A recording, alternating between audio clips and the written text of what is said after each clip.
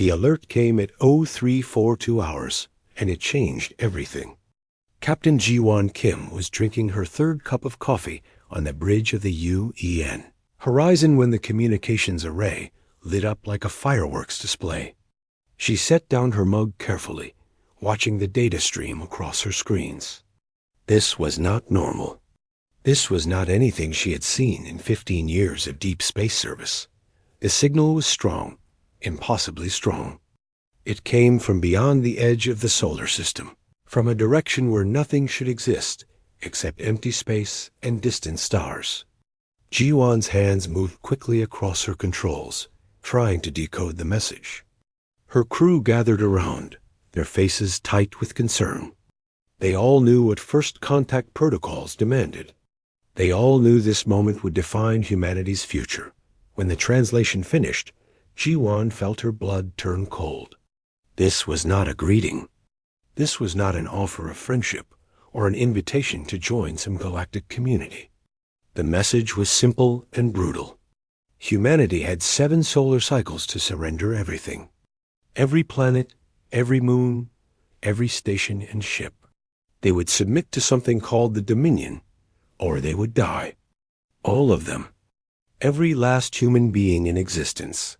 Ji-won immediately sent the message to Earth Command and set course for home at maximum burn. The horizon shook as its engines pushed past safety limits. She did not care about regulations now. The crew worked in silence, each person lost in their own thoughts about what this meant. Some had families on Earth, others had loved ones scattered across the colonies. All of them understood that their lives had just become very complicated and very dangerous.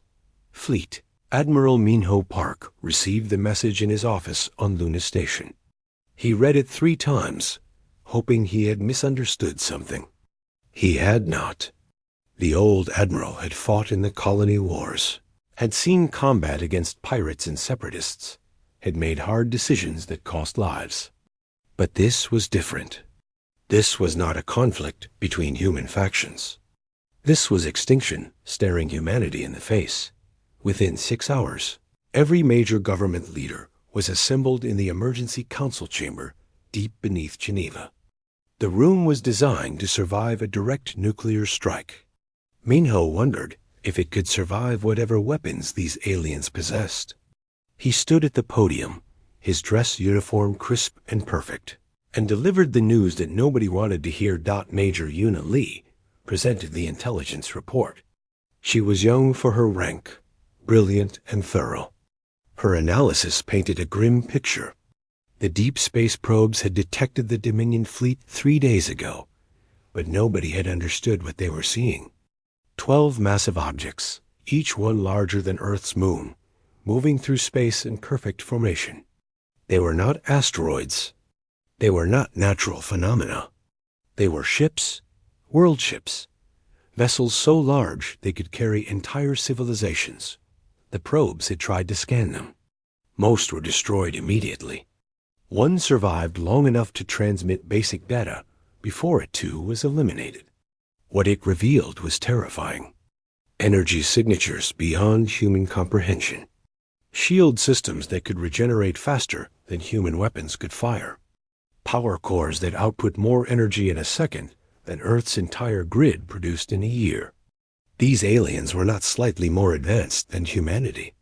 They were gods compared to humans.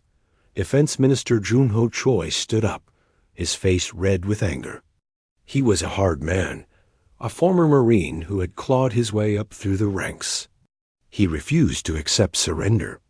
Humanity had never bowed to anyone, he argued. They had survived ice ages and plagues, world wars, and near-extinction events. They had spread across the solar system against all odds. They would not give up now because some aliens demanded it. Others disagreed loudly. President Martinez of the American Union stood, his voice shaking. 3 billion people lived on Earth. Another 2 billion were scattered across the colonies.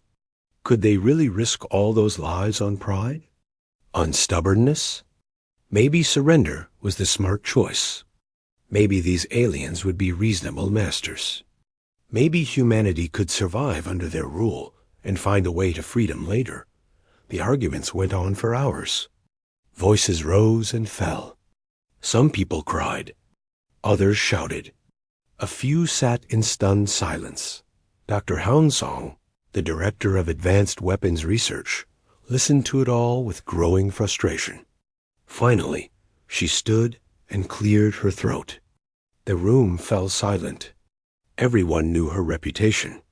She was possibly the smartest human alive, responsible for breakthroughs in fusion power, quantum computing, and faster-than-light communication. She spoke simply and directly. The choice did not matter, she explained. Surrender or fight, humanity was dead either way. She had analyzed the Dominion message carefully. The language used was not that of conquerors seeking slaves. It was the language of exterminators dealing with pests. The Dominion would not allow humanity to survive in any meaningful way. At best, they would be scattered and controlled. At worst, they would be eliminated completely. So the only real question was how they wanted to die. On their knees or on their feet, the room erupted again, but this time with a different energy. People began talking about weapons, about defenses, about desperate plans and last chances. Minho raised his hand for silence. He had made his decision. He ordered a full military mobilization. Every ship would be armed. Every station would be fortified. Every man and woman capable of fighting would be trained. Humanity would make the Dominion regret ever coming to the Sol system. The meeting ended near dawn. Jiwan had arrived just in time to hear the final speeches. She stood at attention as Minho approached her. He looked tired, older than his years. He asked her if she was ready to fight. She answered honestly. She was terrified, but she was also angry. These aliens had no right to decide humanity's fate. No right to demand surrender without even trying to talk, to negotiate, to find peace. 3 days later, the Dominion made good on their demonstration. Mars Colony had been humanity's greatest achievement, a thriving city of 3 million under protective domes. The Dominion fleet appeared in orbit without warning. They broadcast a single message. The colonists had 72 hours to evacuate. Then Mars would be cleansed. The evacuation was chaos. Not enough ships, not enough time. People fought for spaces on transports. Families were separated. Children cried for parents left behind. Jiwan commanded one of the rescue ships, packing people in far beyond safe capacity. She made 7 runs back and forth, her ship groaning under the strain. On the final run, she watched from orbit as the Dominion fired. A single beam of blue light reached down from the lead world ship and touched the Martian surface. The planet's crust cracked like an eggshell. Atmosphere vented into space. The domes shattered. Lava erupted from massive fissures. In 30 seconds, Mars went from a living world to a dead rock. 200,000 people who could not evacuate died instantly. Chi-1 turned away from the viewport. Her hands were shaking. Her crew was silent, many of them crying openly. She keyed the ship-wide communication. Her voice was steady, despite the rage and fear coursing through her. She told them that Mars would be avenged, that every human who died today would be remembered, that the Dominion had just made the biggest mistake in their long existence. They had shown humanity exactly what they were facing, and humanity never fought harder than when their backs were against the wall. The ship burned toward Earth, carrying refugees and rage in equal measure. Behind them, Mars glowed red with dying fire. Ahead of them, the Dominion fleet advanced slowly, confidently, certain of their victory. They did not know humans yet. They did not understand what they had awakened. But they would learn. One way or another, they would learn. The ashes of Mars were still cooling when Jiwan volunteered for the mission that would change everything. Fleet Admiral Mino looked at her across his desk, his eyes heavy with the weight of impossible decisions. He did not want to send her. She was one of his best captains, and this mission was suicide. But they needed information. They needed to know how to hurt these aliens. And someone had to go. Lieutenant Taeyong Han stood beside Ji-won at attention. He was young, barely 25, with quick reflexes and a sharp mind. He had trained as a pilot before transferring to special operations. When he heard about the mission, he volunteered immediately. Specialist Sumin Kong completed the team. She was the best technical expert in the fleet, able to crack any system, decode any language, break any encryption. If anyone could steal data from an alien world ship, it was her. The plan was insane. They would use the new prototype stealth ship, barely tested and prone to overheating. They would approach one of the Dominion world ships while it was in the outer solar system. They would dock, infiltrate, steal whatever information they could find, and escape before being detected. The chances of success were estimated at less than 15%. The chances of survival were even lower. They launched in darkness, their small ship sliding out of Luna Station without lights or communication. The stealth system wrapped them in a field that bent radiation and light around the hull. To sensors, they should appear as nothing more than background noise. The technology was new and untested.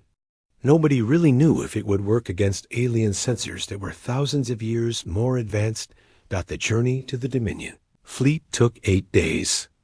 They drifted most of the way, engines cold, living on minimal life support to reduce their heat signature. The interior of the ship was freezing.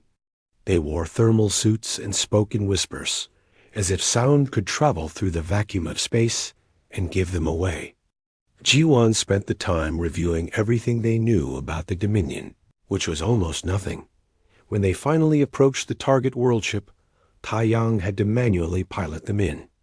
The ship's computer could not calculate approach vectors for something so massive. The world ship was a city in space, thousands of structures built into and around a central core. Lights moved across its surface.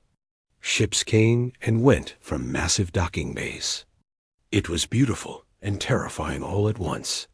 They found a maintenance port on the underside of a secondary structure. Sumin hacked the access code in under 3 minutes. The port opened, and they slipped inside like thieves in the night. Their suits registered atmosphere immediately. The aliens breathed oxygen, at least. That was something. They moved through corridors that were too large, built for beings bigger than humans. The walls pulsed with soft light. Everything was smooth and organic, as if the ship had been grown rather than built. They saw their first alien in a central corridor. It was tall, easily 9 feet, with 4 arms and skin that shimmered like oil on water. It moved with fluid grace, not walking, but flowing from place to place. Ji-won held up her hand, signaling everyone to freeze. They pressed against the wall, holding their breath. The alien passed within feet of them, never looking in their direction. The stealth suits worked. At least against visual detection, Sumin led them to what appeared to be a data nexus.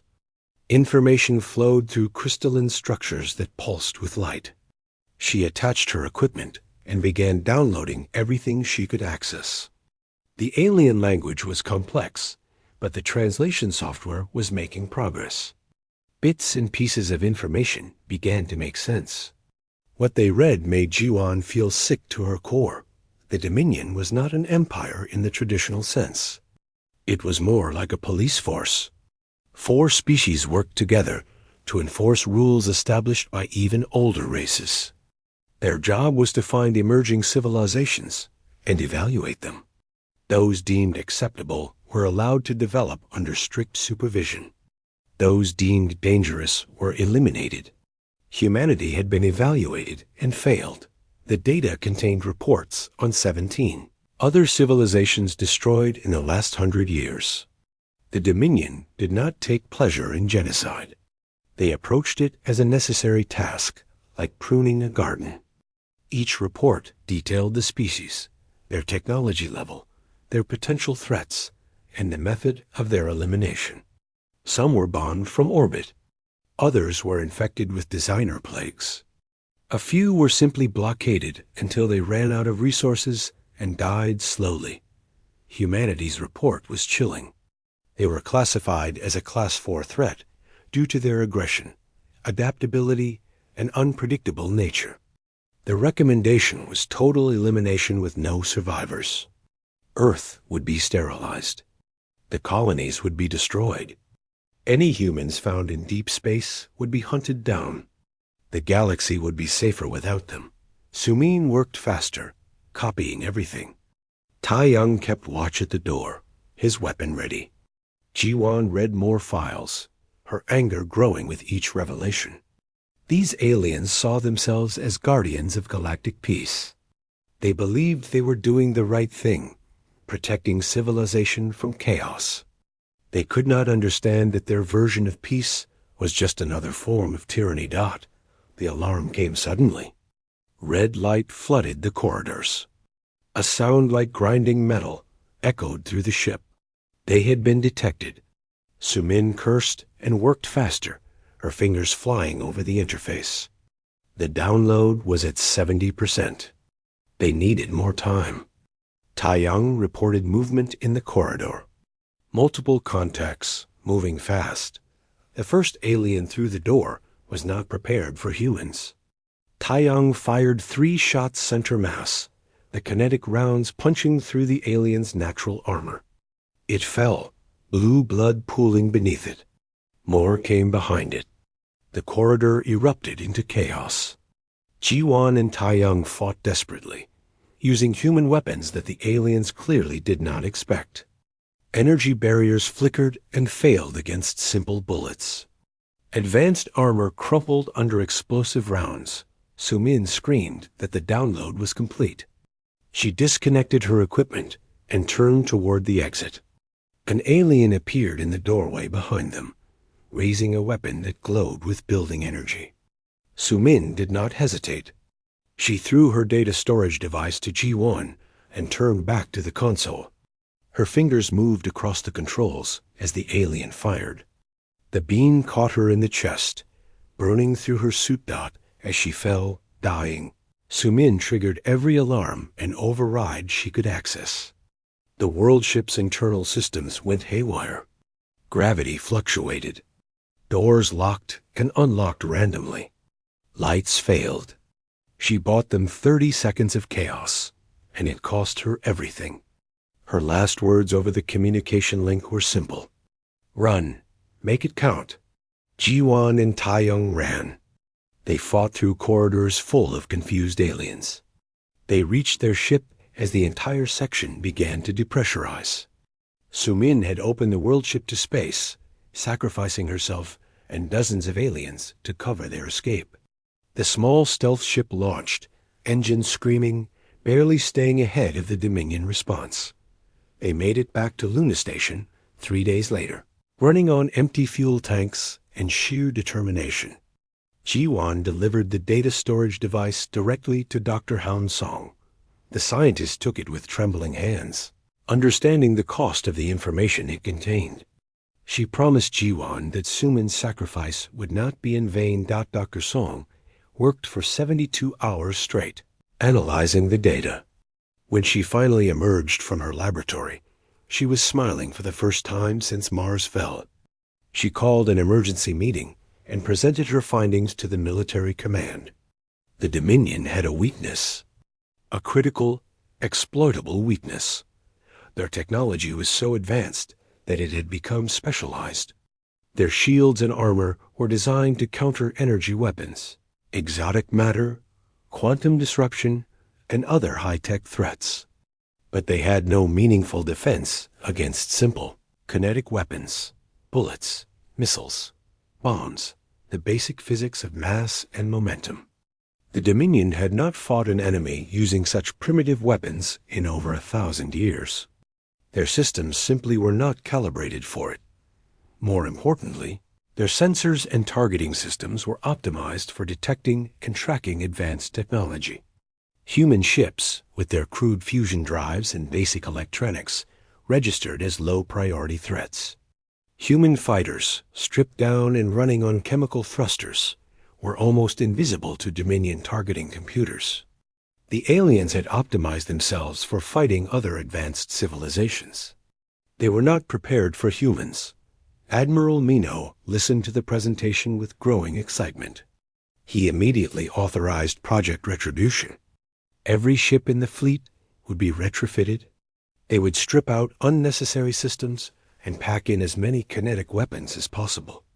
Railguns, missile pods, nuclear torpedoes, even old-fashioned explosive charges. Anything that relied on basic physics rather than advanced technology. The civilian fleet was conscripted. Mining ships became missile platforms, their cargo holds filled with warheads. Transport vessels had railguns welded to their hulls. Even luxury yachts were converted into suicide ships, loaded with explosives and given to volunteer crews. Humanity turned its entire industrial capacity toward one goal. Killing aliens. Chi-1 was promoted to Commodore for her actions. She did not feel like celebrating. Sumin was dead. Mars was gone. Millions of humans had died already.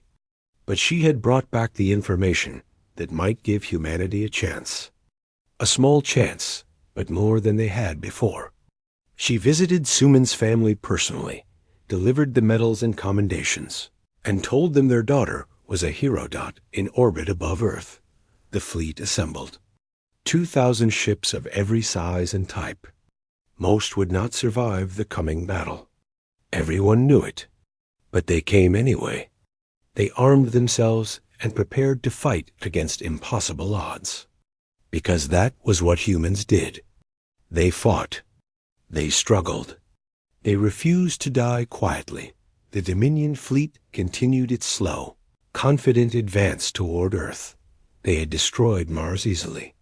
They expected the same from humanity's home world. They were tracking human ship movements, categorizing threats, preparing their usual efficient elimination protocol. They did not understand what was waiting for them. They could not comprehend that humanity had learned, adapted, and weaponized the Dominion's own advantages against them. The aliens had started this war, thinking it would be simple. They were about to learn how wrong they were. The Dominion fleet entered Earth's orbit on a Tuesday morning. Their 12 world ships positioned themselves in a perfect geometric pattern around the planet, their weapon systems charging for the cleansing bombardment. On Earth below, 4 billion people watched the sky and waited. Some prayed. Others said goodbye to loved ones. A few simply stared upward with defiant anger in their eyes. Ambassador Dong Yun-jang stood in the communication center, his hands steady despite the fear in his chest. He had been chosen to deliver humanity's response because he had the calmest voice, the most diplomatic tone. But the message he was about to send was not diplomatic. It was a declaration. He keyed the transmission to broadcast on all frequencies, ensuring the Dominion would receive it clearly. His voice was cold and clear. You came to our system uninvited. You destroyed our colony without negotiation. You demanded our surrender without offering peace. You started this war, believing we were weak. You were wrong. Humanity will end this. Remember that in the moments to come. The silence that followed lasted exactly 10 seconds. Then space erupted with light and fury from behind the moon, from within the asteroid belt, from positions hidden in the shadow of Jupiter and Saturn. 2,000 human ships dropped their stealth and attacked. The Dominion sensors, which had been tracking a few dozen military vessels, suddenly registered hundreds of targets appearing simultaneously. Their systems struggled to recalculate, to prioritize threats, to establish firing solutions. That confusion bought humanity 5 precious seconds. 5 seconds was enough. Wing Commander Sujin Park led the first fighter wave. 50 small craft, each one stripped down to bare essentials, loaded with nuclear missiles and flying on pure chemical thrusters.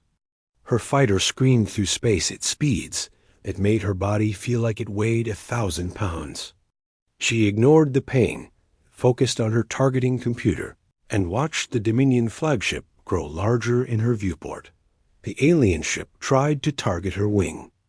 Energy beams sliced through space where her fighters had been moments before. But the targeting systems were too slow, calibrated for threats that behaved predictably. Sujin's pilots flew like madmen, spinning and diving, using vectors that no sane computer would calculate. They were not flying safe. They were flying to hurt the enemy before they died. 3 fighters exploded when they got too close to the Dominion shields. The shields flickered, but held. 2 more ships disintegrated under a lucky beam strike. But the rest made it through, releasing their missiles at point-blank range. 30 nuclear warheads, each one a crude weapon by galactic standards, slammed into the flagship's hull at relativistic speeds. The explosions were massive. The Dominion shields regenerated quickly, but not instantly. In the microsecond gaps between explosions, the kinetic force of the detonations cracked armor plating. Radiation flooded into gaps. The flagship shuddered, listing slightly to port as internal systems failed and rerouted. It was the first time the Dominion had been hurt. And humanity was just getting started. Admiral Minho commanded the battle from the UEN Defiant, a battleship that had been retrofitted with railguns running the entire length of its spine. He watched the tactical display and issued orders in a calm voice that belied the chaos around him. He directed wings toward targets, coordinated missile salvos, and adjusted the formation as ships died and the battle evolved. The Dominion responded with overwhelming force. Energy beams cut through human ships like a hot knife through butter. Entire squadrons vanished in seconds. The transport vessel, Golden Hope, converted into a missile platform and crewed by 60 volunteers, took a direct hit to its power core. It exploded so violently that the flash was visible from Earth's surface. But for every human ship destroyed, the Dominion paid in damage. Railgun slugs, accelerated to a significant fraction of light speed, punched through their regenerating shields through pure kinetic force. The shields were not designed to stop solid matter moving that fast. They were designed for energy weapons. This was the weakness Dr. Song had identified, and humanity exploited it ruthlessly. Captain Hyunwoo Nam commanded the destroyer Thunder Run. His ship had taken heavy damage, the port side completely torn open to space. Half his crew was dead. Life support was failing, but his engines still worked, and he still had 1 nuclear warhead in the magazine. He made a decision that would be remembered for generations. He opened a channel to his surviving crew. 15 people, trapped in various parts of the dying ship. He told them he loved them. He told them they were heroes. He told them to get to the escape pods. Most of them refused to leave. They wanted to stay with their ship, with their captain. Hyunwoo argued for 30 seconds, then gave up. There was no time. He aimed the Thunder Run directly at the nearest Dominion world ship and pushed the engines to full emergency burn. The ship accelerated, shaking apart as it flew. The Dominion vessel tried to destroy it, but the Thunder Run was already dead, just debris held together by momentum. The targeting system saw no threat. Hyunwoo triggered the nuclear warhead manually, 3 seconds before impact. The Thunder Run struck the world ship's power core at the same moment the warhead detonated. The explosion was like a small star being born and dying instantly. The world ship cracked in half. Its shields failed catastrophically. Energy feedback cascaded through 2 adjacent vessels, overloading their systems. 3 Dominion world ships were destroyed or crippled by one man's final choice. Hyunwoo and his crew died instantly, but their names would be carved into monuments across human space. In the moment of his death, He showed the Dominion that humanity would trade lives for victory without hesitation. Other captains saw what Hyunwoo had done. Across the battlefield, damaged ships turned toward enemy vessels and accelerated. The Dominion, accustomed to enemies who retreated when hurt, suddenly faced enemies who became more dangerous when dying. It was a tactical approach their computers could not predict or counter. On Earth's surface, Colonel Jisoo Kwon watched the battle through telescopes and prayed for the fleet. She commanded the ground defense forces, soldiers prepared to fight if the Dominion landed troops. Billions of civilians had been evacuated to underground bunkers. Cities stood empty, their streets silent except for the wind. If the fleet failed, Earth would become a battlefield, but the fleet was not failing. Against all probability, against logic and reason, humanity was winning. 5 Dominion world ships were destroyed. 3 more were heavily damaged and withdrawing. The remaining 4 were regrouping, their tactics shifting as they finally understood the threat. Commodore Ji-won Kim flew her fighter through the debris field, her wing down to 8 ships from the original 20. She targeted the damaged world ships, finishing them with missile strikes to critical systems. Her hands ached from gripping the controls. Her suit was soaked with sweat. She had been flying for 6 hours straight, and the battle showed no signs of ending. The Dominion changed tactics. They stopped trying to target individual ships, and instead began area bombardment.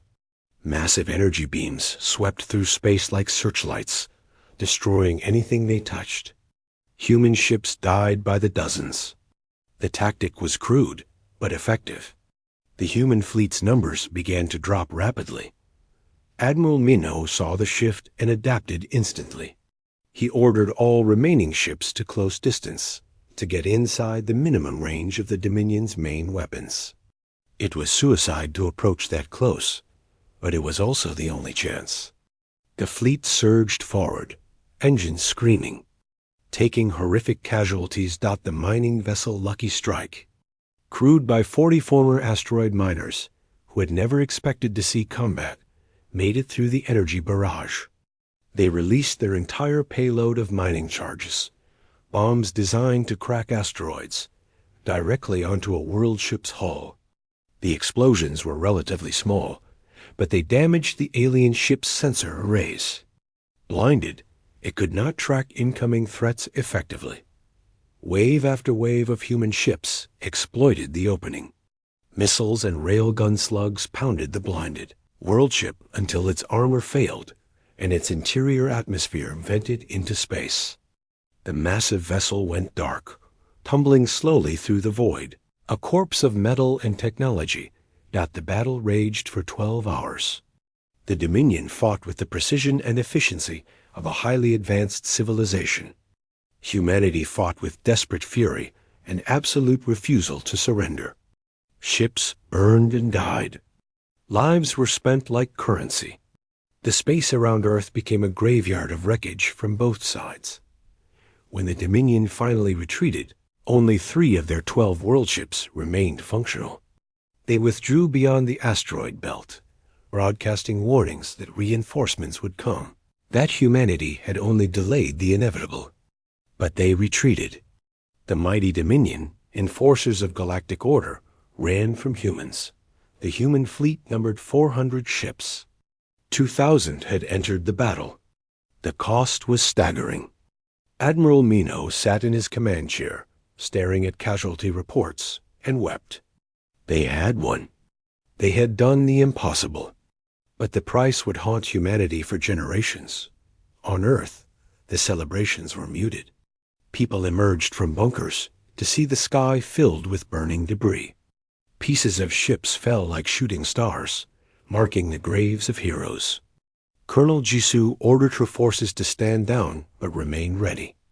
This was not over. The Dominion would return. Commodore Ji-won landed her fighter on Luna Station and climbed out on shaking legs.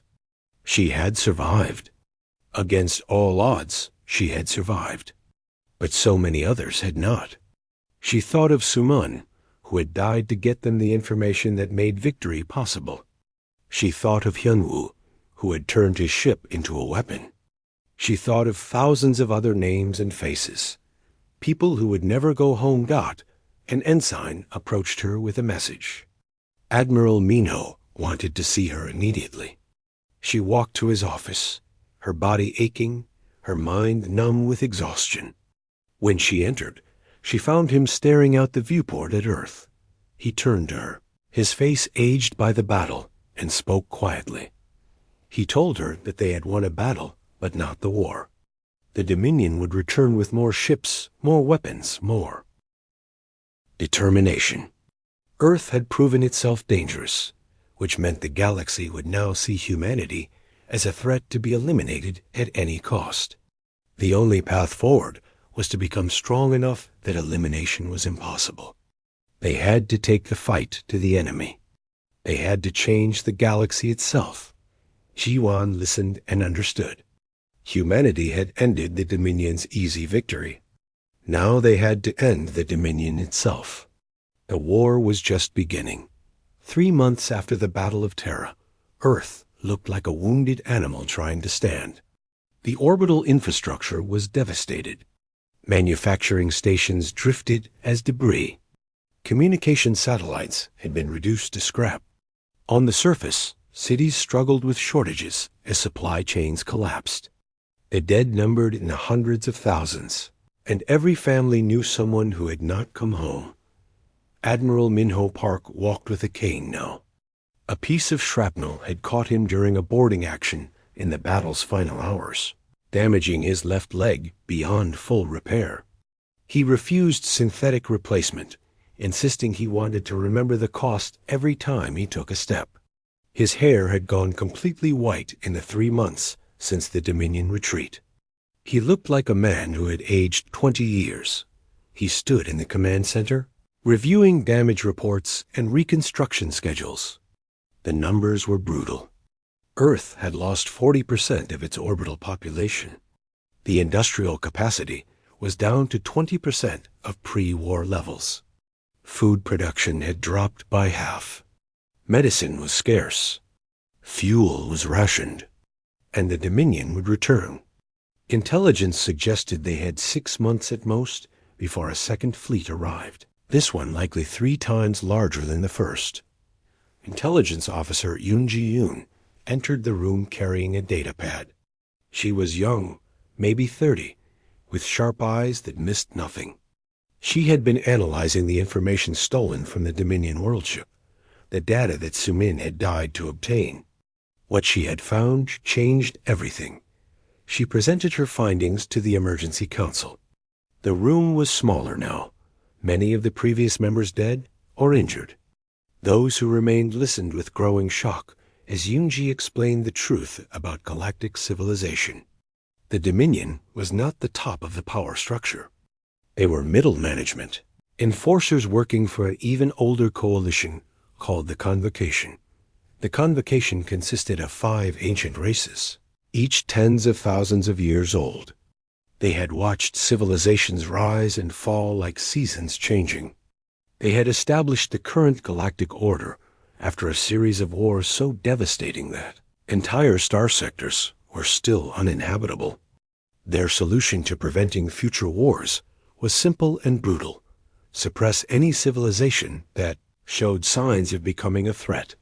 The Dominion's job was to identify these civilizations and eliminate them early, before they could develop weapons or technology that might challenge the established order. Humanity was civilization number 1847 on their elimination list. The data contained coordinates and records for every other suppressed civilization. Some had been destroyed completely. Others had survivors hiding in scattered colonies. Living in fear of discovery. Dr. Houn Song studied the technical specifications included in the data.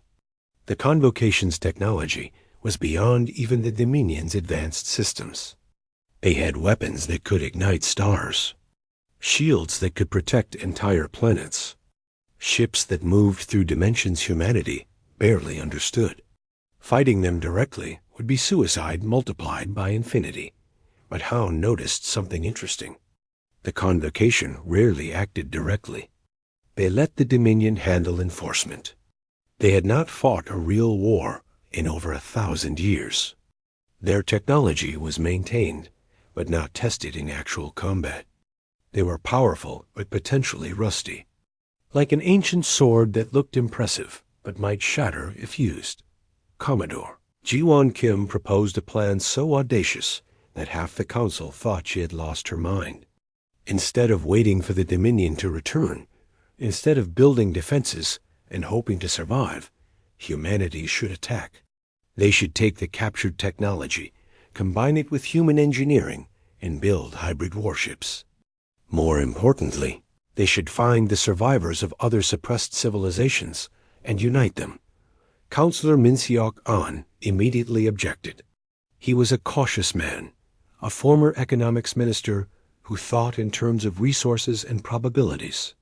His calculations showed that humanity needed at least 5 years to rebuild their industrial capacity. They needed time to fortify Earth, to establish hidden colonies, to prepare for a siege. Attacking was madness. It would bring the full weight of the Convocation down on them. The debate lasted for days. Ji-won argued passionately that there was no safety in hiding. The Convocation had resources beyond human comprehension. They could find any hidden colony eventually. They could siege Earth for decades if needed. The only path to survival was to break their system entirely, to make the cost of maintaining galactic suppression too high to bear. Commander Jeon-beek supported Ji-won's position. She had been a colonial administrator before the war, responsible for managing supply chains and civilian populations. She understood logistics in a way few military officers did. She explained that the Convocation system was actually fragile. It required constant enforcement across hundreds of star systems. It depended on fear and the appearance of invincibility. If humanity could unite the scattered survivors of suppressed civilizations, if they could show that resistance was possible, the entire system would destabilize. The Convocation would have to respond everywhere at once. They would be forced to split their forces, to defend their territory, to actually fight rather than just threaten. And fighting was exactly what humanity did best.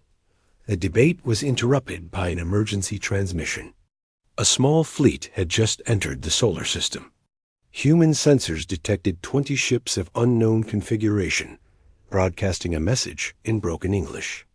They claimed to be refugees from a civilization destroyed by the Dominion 40 years ago. They had been monitoring human communications, watching the Battle of Terra from a safe distance. Now they wanted to talk.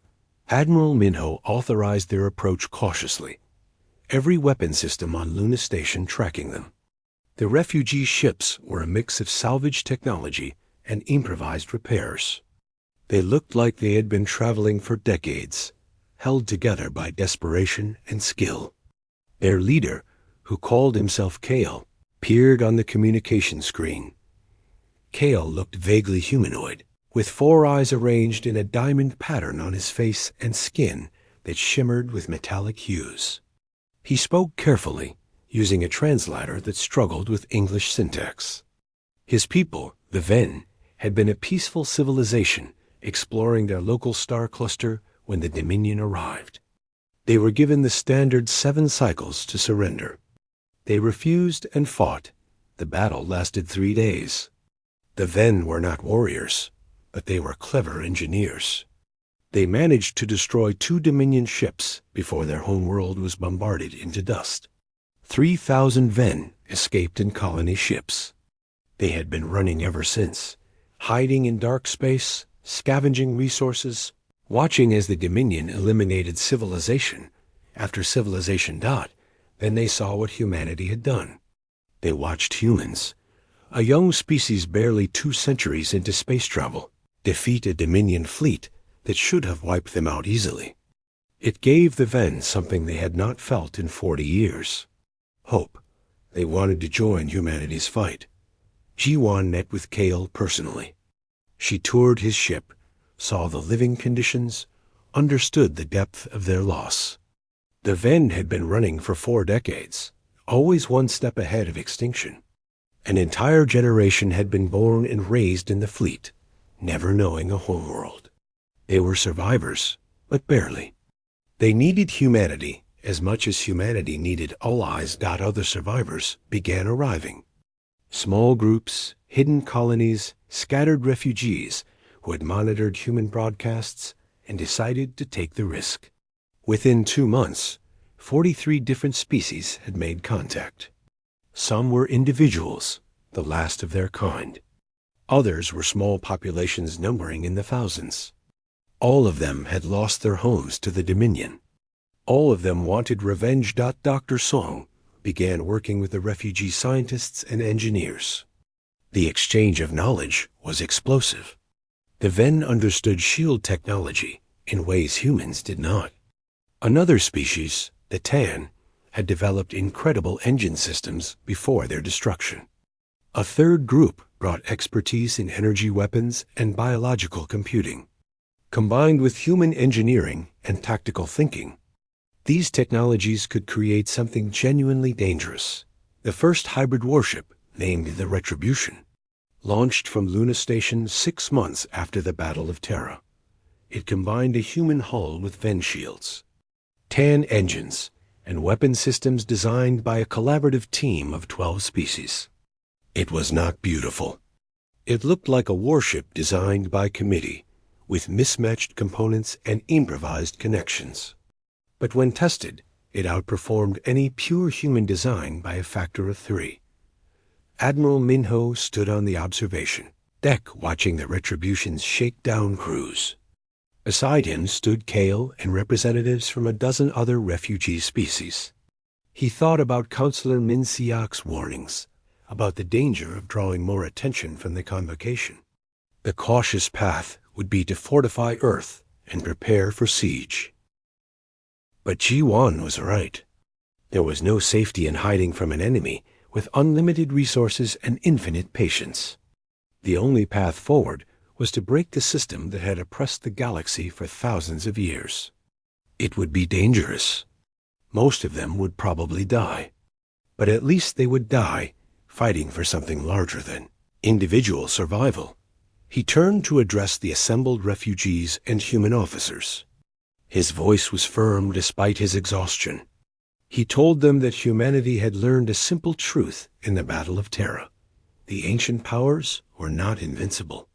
They were just old. And old systems could be broken by young hands willing to try. The plan was set. They would build a fleet combining the best technology from every species. They would train together, human and alien, learning each other's tactics and strengths. And then they would take the fight to the Dominion, attacking their bases, liberating their prisoners, and showing the galaxy that resistance was possible. The vote was called. Despite objections from the cautious faction, the majority voted to proceed. Earth would not hide. Humanity would not bow. They had ended the Dominion's easy victory. Now they would end the Dominion's reign entirely. Ji-Wan received her new orders that evening. She would command the Retribution fleet, the first combined human-alien military force in history. 200 ships, crewed by humans and refugees, each one burning with the desire to hurt those who had destroyed their worlds. They would launch in 3 months, heading to the Kepler sector where Dominion forces were gathering for their assault on Earth. Stood on Luna Station, looking at Earth, thinking about everything humanity had lost and everything they were about to risk. The planet looked peaceful from orbit, blue and white and green, beautiful and fragile. So many people down there depending on her, on the fleet, on this desperate plan. But Sumin's words echoed in her mind. Make it count. Everything they had suffered, everyone who had died, it all had to count for something. Humanity had proven they could survive. Now they would prove they could win. Not just for themselves, but for every species that had been crushed under the weight of the ancient order. The war was just beginning. And this time, humanity was bringing friends. 5 years had changed everything. Commodore Ji-won Kim stood on the bridge of the Retribution, watching the Kepler Confederacy station grow larger in the viewport. She was older now, her face marked by scars from a dozen battles, her eyes holding the weight of command decisions that had saved and cost countless lives. Behind her, the Retribution fleet held position. 200 warships representing 43 different species, all united by one goal: freedom. The fleet had spent 5 years doing what everyone said was impossible. They liberated 6 enslaved civilizations, destroyed 4 Dominion staging bases, and captured 3 major supply depots. Their tactics were copied from humanity's playbook: hit hard, move fast, never fight fair. The galaxy had learned to fear the name of humanity and the species that fought beside them, but the cost had been terrible. Half the original fleet was gone, destroyed in battles across a dozen star systems. Ji-won had written more condolence letters than she could count. Human and alien families mourned together now, united in their grief. Every victory came with a butcher's bill that made her sick to calculate. The Kepler Confederacy was different from the Dominion. These were the truly ancient ones, the races that had established the current galactic order. They did not enforce it directly. They simply watched and made decisions about which civilizations deserved to exist. Today, they would decide humanity's fate, and they had invited Ji-won and her fleet to attend their judgment. Ambassador Dong-Yoon Jang prepared for the diplomatic mission in his quarters. He was older, too, his hair white, his hands showing the tremor of age. But his voice was still steady, still calm. He had been humanity's voice for 5 years, speaking to aliens who saw humans as dangerous children. Major Yuna Lei would accompany him. She had become humanity's primary negotiator, learning dozens of alien languages and customs.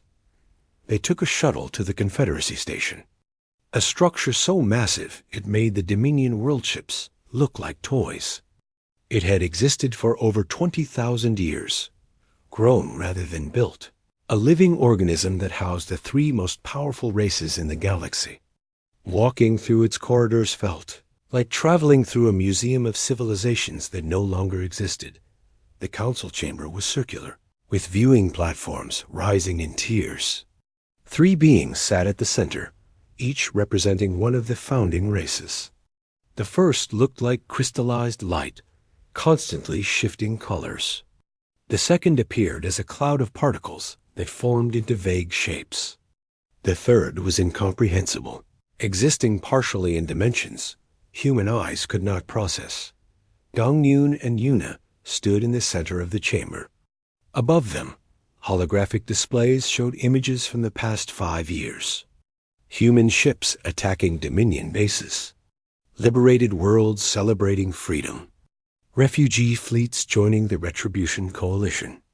The evidence of humanity's war was displayed for all to see. The crystalline being spoke first.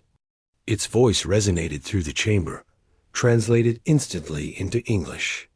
It explained that the Confederacy had watched humanity's actions with concern. They understood human anger. They even sympathized with it. But the current galactic order existed for a reason. 10,000 years ago, the galaxy had nearly destroyed itself in wars that consumed entire regions of space. Billions of civilizations died. The survivors established rules to prevent it from happening again. Young civilizations were dangerous because they had not learned the cost of unrestricted warfare. They fought over resources, territory, ideology. They developed weapons without understanding the consequences. The suppression system was cruel, but it prevented something worse: total galactic annihilation. Yuna responded carefully. She acknowledged the historical context, but she argued that the Confederacy's solution was just another form of war, a slow genocide that eliminated species before they could defend themselves. How many potential allies, potential friends, potential sources of beauty and knowledge had been destroyed? How could the Confederacy claim moral authority while enforcing a system of systematic extinction? The cloud being shifted, forming into something like a face. It stated that humanity's success proved the system's flaw. If humans could defeat the Dominion, other species might too. The rebellions spreading across the galaxy were destabilizing the peace. Resources were being diverted to combat instead of development. The Confederacy faced a choice: destroy humanity and their allies completely, ending the rebellion decisively, or accept that the old order was dying. Dong-Yun saw the threat clearly. This was not a trial. It was a negotiation at gunpoint. The Confederacy had gathered its own fleet, ships with weapons that could sterilize entire star systems in minutes. They could end humanity right now, along with every species that had joined them. The question was whether they were willing to pay that price. While diplomacy proceeded, Admiral Mino executed the military component of humanity's plan. The Retribution fleet was not alone at Kepler. Scattered throughout the system, hidden among asteroids and in the shadows of planets, were another 300 ships. Human vessels combined with refugee fleets from dozens of other suppressed civilizations. They were not there to attack. They were there to prove a point. Minho gave the signal. Across 12 star systems simultaneously, coordinated attacks hit Dominion infrastructure. Supply lines were severed. Communication relays were destroyed. Garrison forces were overwhelmed. The attacks were not meant to conquer territory. They were meant to demonstrate that the cost of maintaining suppression was now too high got in the council chamber. Displays updated showing the attacks in real time. The Confederacy representatives watched silently as their enforcement system burned. The crystalline being's colors shifted to angry reds. The cloud form tightened. But they did not order an attack on the Retribution fleet. They were calculating, weighing costs and benefits with the cold logic of beings who had survived for millennia. Then, Dr. Han. Song changed the game completely. From Earth, she activated the quantum broadcast system she had spent 5 years developing. It was humanity's final gift to the galaxy, and their ultimate weapon against the old order. The broadcast went to every inhabited world, every space station, every ship in the galaxy. It contained everything humanity had learned about the Dominion and the Confederacy. Technical specifications for their weapons. Tactical analysis of their weaknesses. Detailed instructions for building hybrid ships combining primitive and advanced technology. Most importantly, it contained proof that the ancient races were not invincible. Within hours, the broadcast reached billions of beings across the galaxy. Civilizations that had lived under the threat of suppression suddenly had information they needed to resist. Hidden colonies began transmitting their locations, offering to join the coalition. Even civilizations that had served the Dominion started questioning their loyalty. The Confederacy watched their carefully maintained order collapse in real time. Rebellions sparked on 40 worlds. 3 Dominion fleets mutinied, their crews demanding answers about the civilizations they had helped destroy. The information warfare was more devastating than any military attack could be. The incomprehensible being finally spoke, its voice causing reality to ripple. It stated that humanity had made its point clearly. The old order could not be maintained. But what would replace it? More war? More chaos? The cycle would repeat, just as it had 10,000 years ago. Dong-Yun answered with humanity's proposal. A new galactic council, not of ancient races deciding the fate of younger ones, but of all civilizations meeting as equals. Rules established through consensus, not force. Protection for developing civilizations, but also freedom for them to grow. The system would not be perfect, but it would be better than systematic genocide disguised as peacekeeping. The 3 beings conferred in ways humans could not perceive. Time seemed to stretch. Ji-Wan watched from the Retribution, her finger hovering over weapons controls, knowing that if this went wrong, everyone in this system would die. But they had planned for that too. The broadcast was sent. The information was out. Even if humanity died here, they had already won. The crystalline being spoke the Confederacy's decision. They would not destroy humanity. The cost was too high, both in resources and in the moral authority they needed to maintain any order. They would withdraw from active enforcement.